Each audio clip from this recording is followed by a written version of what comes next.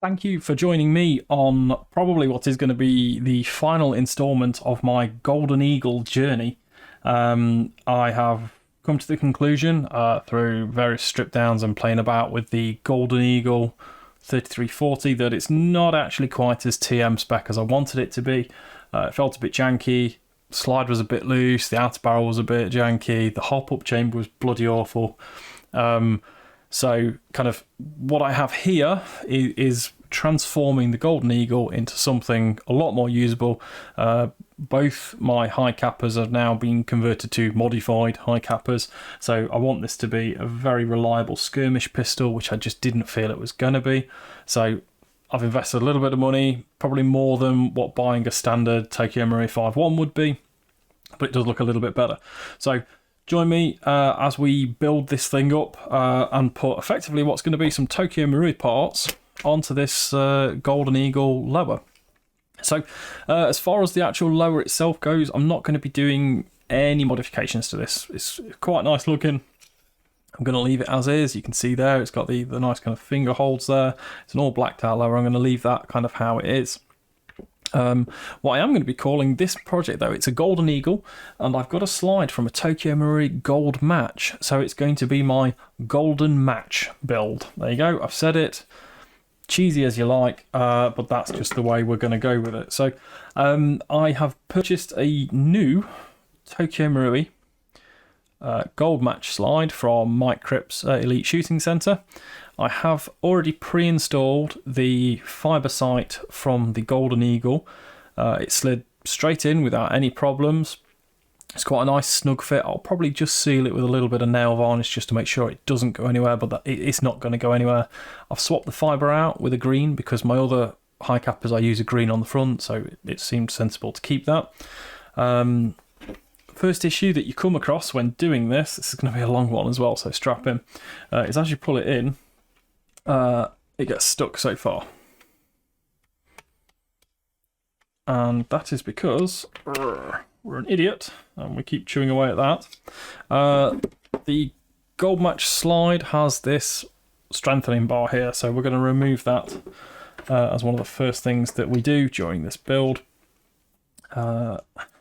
So, I mean, the thinking behind this was I was going to get the Golden Eagle because it looked pretty good and do a few bits to it, like a lightweight blowback unit, and it was just going to be kind of like an outdoor HPA primary, really, because my others, they've got a lot of parts and they're quite expensive, and I didn't want them to get too kind of muddy or dusty. The woods around where I am, they are a little bit like that, so got it. So what we're going to...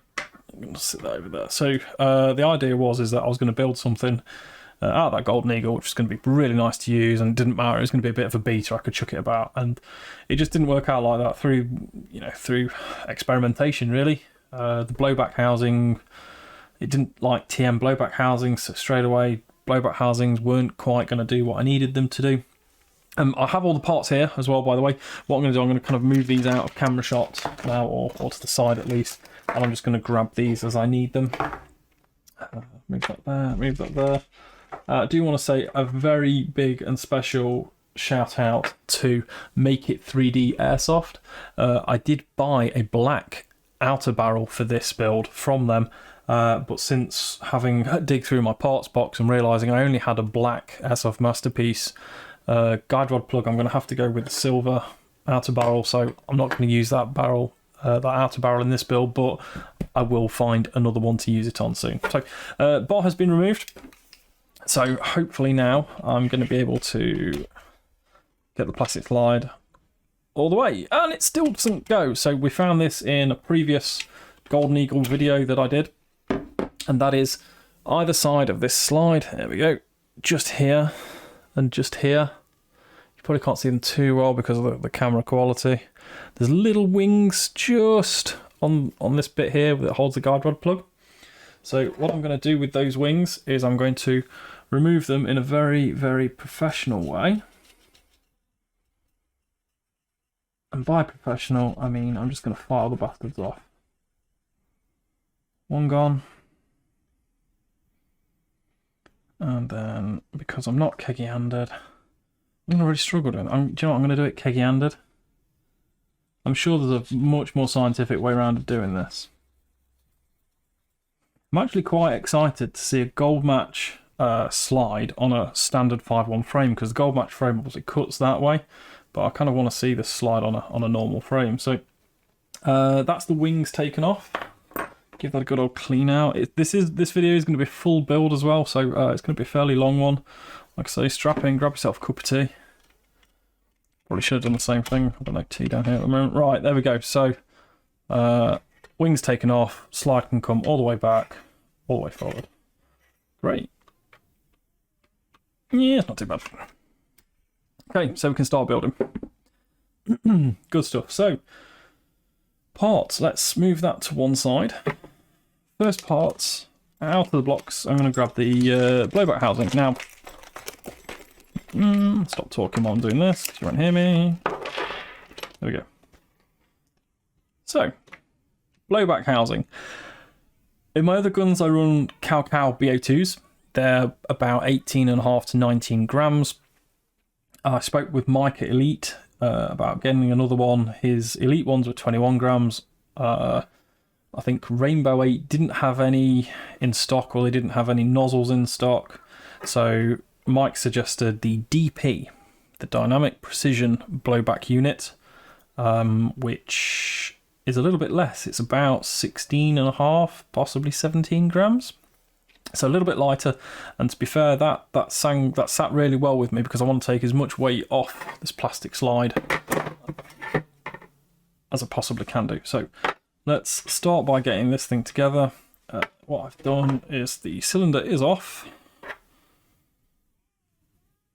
They normally do arrive with these cylinders on, but what I'm going to do while the cylinder is off is I'm just going to make best use of it being off. Just lube the crap out of it, just so that we can get this nozzle working well. So, super important job this is, lubing your cylinder, well, certainly the O-ring at the end anyway, just to make sure that it flows nicely. Pop that over there, and let's start breaking out. In fact, that's not an Allen key, is it? That's a really big cross point, which obviously I don't have. Chuck that there. Right. So before we go screwing this big cross-pointed screw in, I want to make sure that this bloody thing doesn't ever come out, because I don't intend on swapping it. I know you can get the precision, not the precision, the competition ones and that kind of thing.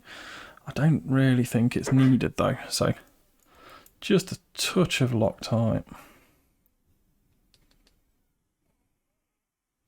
There we go. Just a touch of Loctite. Obviously, I'm going to drop it. Better than the last time. Last time I tried to do some Loctite like this on video, I managed to drop the entire screw into the Loctite. So, we're already a step ahead of ourselves. So I'm going to drop that through the middle there. Oop. And I'm going to slide that up there. Oh, and screw that in. Nice. What I'm going to do now is just going to put the screwdriver end on it. I'm using this because I don't actually have a decent screwdriver to hand. Just back that off a little bit and just reseat it. Nice. Cylinder installed. So let's just get the nozzle. So this is an Elite Shooting Center nozzle. I've bought a lot of parts from Elite for this. I'm just going to test fit that into there. What I haven't done though is I haven't test fitted my nozzle in yet. There we go. Put it in straight, it works. Oof, you bugger, you're tight. There we go.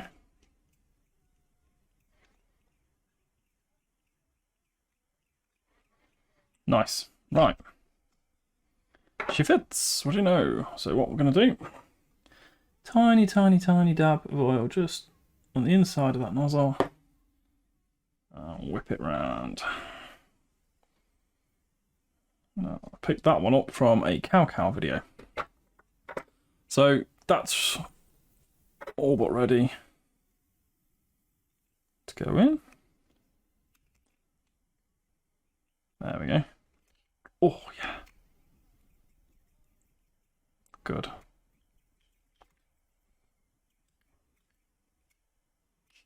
Okay. So, forcing that bad boy back, we're going with the good old favourite, the AIP 140. So we're going to get one of those out. I absolutely love using an AIP 140 in here. Again, I think I got these. These were on a recent order I dropped into Rainbow 8 when I did my magazine upgrades. If you've not seen that video, it's worth a watch. Some real good weight savings from some Garda aluminium cases. I'm going to put them there because you pay like £4 and you get 3, so it's well worth it. For these babies, I don't think there's a way around you're supposed to put them. I tend to put the little bit, smaller bit just there. Sorry about that, if you can see that. So I'll put the smaller bit going into there. I don't know if that's the right way around or not, but they do tend to fit quite well like that. So that's in there. Next up, rear sight. Now, rear sights on the Golden Eagle were great big heavy metal things. There were grams and grams and grams. Wasn't happy with those. TM1s, I've never actually had a standard TM 5.1, so I don't know, but I do have left over from my gold match a gold match rear sight, which is plastic. Nice and light. So I'm going to drop that into there. And then I'm going to hope that as I push this in, I'll look really professional and it goes in really well. If not, I'll have to top load the spring and try and blag it.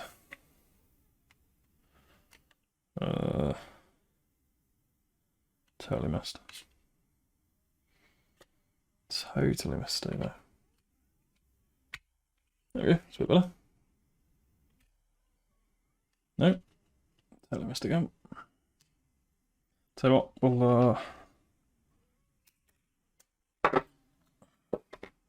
what I've found you can do is if you offer these things up, there we go. Because it's plastic, you need to kind of flex it a bit.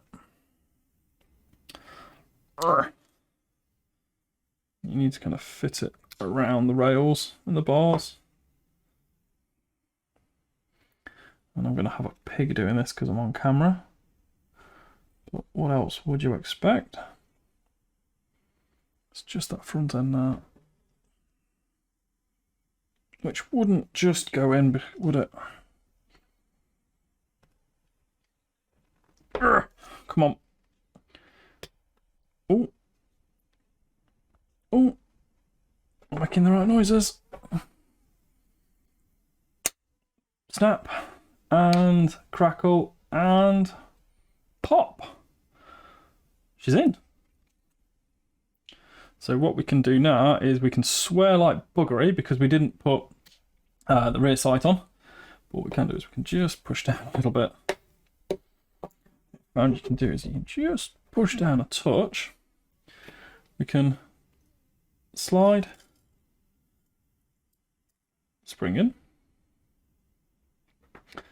And then sometimes, if you just get it right, you can slide the sights on without having to do it all, redo it all. Now, obviously, because I'm doing it on camera here.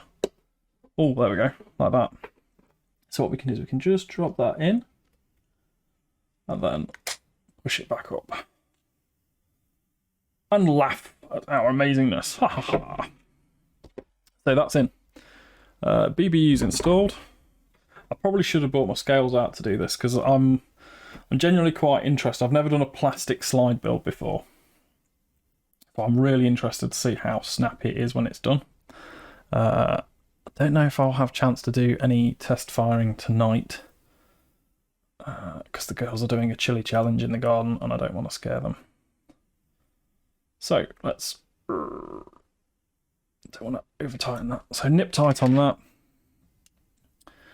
And then we will, oh yeah, that's a good fit. We'll just nip that up on top of that, because to be fair, they're only rear sights. I'd have probably gone with a blank had I not had to order one for an insane amount of money. So we'll go for you in there. Quick nozzle test. Very nice. And it feels very solid as well. I like that. I felt that was missing with the Golden Eagle in that it wasn't solid. It didn't feel solid enough. Oh yeah, there we go. So that is done. BBU's in. BBU is snappy. Can't see that. Do it that way. Front sight is in. So that was the bit that I was bothered about really more than anything. I was terrified about doing that on camera. I was just convinced it wasn't going to work. So shall we continue with the build? So, differences from the last time we did this. Hop chamber. So I've got rid of the Golden Eagle hop chamber because it was kind of egging the rubber a little bit. Not overly convinced by the maple leaf hop chamber, to be perfectly honest. I'm using the Golden Eagle arm because it seemed to just apply better pressure, and I'm using the Golden Eagle wheel. I do have maple leaf parts on order because I took the maple leaf parts and I stuck them in my 4.3. Pdi Palsonite 601 barrel. Again, I'm not really too keen on the barrel. It's got this coating on the outside which kind of feels chalky. It's coming off in a few places, but down the middle of the barrel, beautiful. It's mirror finished. It looks fantastic. Obviously, I don't know microscopic levels, but it's there. And we've got the Pdi W hold hop-up booking in there, just because it was a cheap pickup, and I just fancied something different to my other pistols. It's a 50 shore booking, so it's not going to need a lot of hop. You can see on here the wheel is right the way up. I don't know if you'll actually manage to see down the barrel at all. Nearly. But for saying the wheel's on as far as it is, there's only a little bit of W showing, so I'm not convinced it's going to work very well. So I'm going to be pairing that off with the Tokyo Marui silver standard outer barrel because it'll fit nicely into there. And I want light. I want lightweight, even though it's not actually sprung. So stop chatting bollocks, Steve-o. Yeah, so we'll go with silver, and I'll show you why I've gone with the silver in a second now as well. So let's get that installed, shall we? So that's gone in there. Nice tight fit as we go in. Whoop. There we go. Whoop. Clunk, click. So yeah, there we go. Silver on there. So quite nice. And then Airsoft Masterpiece guide rod plug. Now this I got with my gold infinity slide. Why they send you a silver plug with a gold slide is totally beyond me. I've got no idea. However, they sent it. I've got it. And the silver I just thought would match really well with the barrel end there.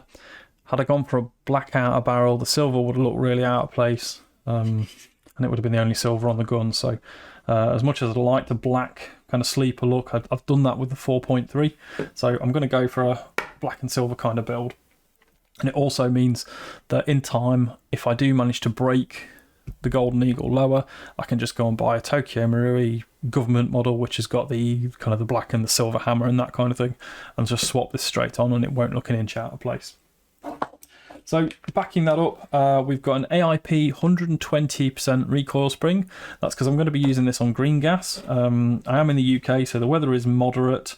Green gas doesn't really run at 120 psi here. Probably runs more about kind of 90 to 100 unless it's summer months, but the 120 is just to offer a bit of protection for this plastic slide.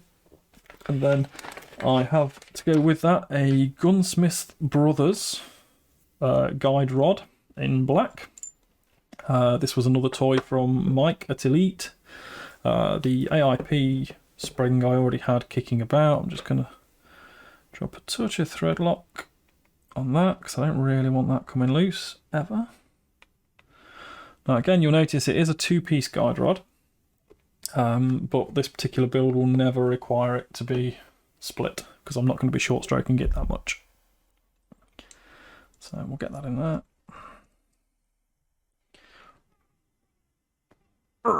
Okay, that's tight.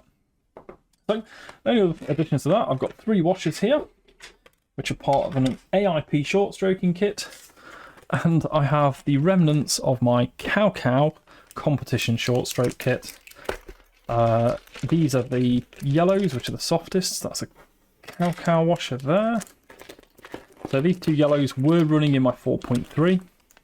4.3 is expecting a new shiny part, so that will take precedent over. So that needs some kind of slightly stiffer rubbers. That's ready to go. So what we're going to do is we're going to fit this. Now, there's no real right or wrong way of fitting these washers, but what I like to do is I'll put the curved surface towards the guide rod butt like that. Put a buffer on. This middle one is a bit of a no man's lander, so stick that on there. And then I'll put the curved bit, so basically they all kind of face up the guide rod. So you get kind of maximum contact on those buffers. Those buffers just fit so well. 120 recoil spring, just to make it snappy. And then the 5.1 plug. Crush it together and then cry because you're on camera and you can't get the blessed thing in. Of course I can't. Oh, you blew it. Wait, okay. Oh. No, it didn't work, did it? Let's see how well we can do here. There we go. It's in. It's tight fit, which is nice, but it's in. In, and quick function check. She's in. Right. Lower half built. That bit's done, that bit's done, they're done. And at that, it's time to put her together. So that is really light. For an upper, modified upper, that is really, really light. I'm quite happy with that. And let's just hope she goes together well. Oh yeah. Oh yeah, you could feel that seal as well. That's really reassuring. Drop it forwards. So there we have it. For looks, she's not bad. Brandless, which is nice to a degree. We've got that silver guide rod plug showing there, just to show we've got some on there, you know, fairly serrated. Alterations, we've got that silver showing through. And it's very light. What I'm going to do is just going to put it back. That's as far back as it goes. Drop it forward. Wow, fast. Be right. Clunk. So what I'm going to do there, I'm going to show you inside now. I'm going to hold it by those front serrations so you can see. Nozzle still engaged. Back. And nice. Really happy with that. Really happy. That's finished up really nicely. That's just light in your hand. That is going to be an absolute winner. There is a local site to me, Skirmish Mansfield. They have a really good village and they'd like to do a couple of team death matches on there. I'm really looking forward. I'm going to run this in the team death matches on that village. It's going to clean up. It'll be absolutely fantastic around there. So as far as a project goes, this is about done.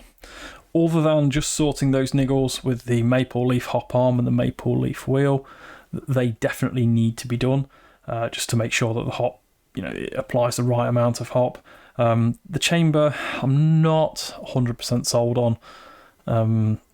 What I may do is I may end up ordering a nicer chamber for kind of like my gold match or something, and then the Tokyo Marui chamber can get passed on to this, and we'll play a bit of cascade games there. But other than that, I'm really happy with that.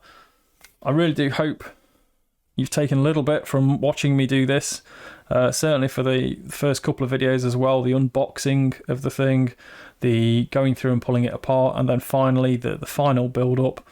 I don't think it's an awful looking pistol. I think it's, you know, pretty all right. It's a plastic slide. I've not done a plastic slide build. I was very tempted to try and get all 3D printed stuff. Again, I'm waiting for Make It 3D Airsoft to start releasing their 3D printed slides and so on and so forth. At that point, this Marui one's going to be going whoosh, and I'm going to be starting to run some of that stuff on here. it's nice to go through and do the build and figure out that the only thing you actually have to modify are those kind of little bits there, which you can't see. Now it's on the gun, it's absolutely fine. I'm just so fast. Yeah, really like that. Really happy with that. So, thank you if you've followed me this far. Thank you for putting up with me mumbling away as I've been building up my latest pistol, my latest baby, if you like. Hopefully you've managed to take something from this. Hopefully what you are going to take from this is don't buy a Golden Eagle expecting Tokyo Marui quality, because you're not going to get it. If you're going to buy a Golden Eagle for £99, you're going to then have to spend probably 30 quid making it Tokyo Marui quality, if not more, at which point buy a Tokyo Marui government model. But what I have managed to do from this now is I've bought a Golden Eagle for 99 quid. I've sunk 100 quid into it, and I've got a significantly better pistol, both looks and performance wise. Obviously that lightweight blowback unit and barrel and everything else which goes along with it. So thank you very much. I may do a chrono video on this at some point in the future, depending on if I need to, really. I'm going to do some chrono testing with it over the next few days and just see how it figures out. I don't think we're going to have any issues with FPS or anything like that. I think really it's just going to be a case of holding it at 80 PSI and watching it go and seeing what we get from there. The target is 1 joule. That would be ideal. If it surpasses that, happy days. If it doesn't, then yeah, we'll get a new hop-up chamber for it. Thank you very much. As always, please do drop me a like and a comment, whether you criticise me or whether you encourage me. Comments are always appreciated and feedback is always taken on board. And if you feel extra nice, please do drop me a sub. I'm trying to build out my teching videos. I've got a few different weapons ready to come in as well. I've got my SRS sniper rifle. I've also got G&G, which I've done a Polar Star changeover on. I'm going to do a short video on that at some point in the future as well. And we also have a new build planned for the 4.3. This little beast, you can see she's already sporting some purple goodies there. I've got a purple battle cat on order from High Kappa Hub. Big shout out to Kyle for getting these in. I can't wait to get my hands on that thing. I don't know whether it's going to be a week or a year until it does arrive, but the battle cat's coming into this, so this is why this is getting a bit of love, and this is why it's no longer going to be used for skirmishing.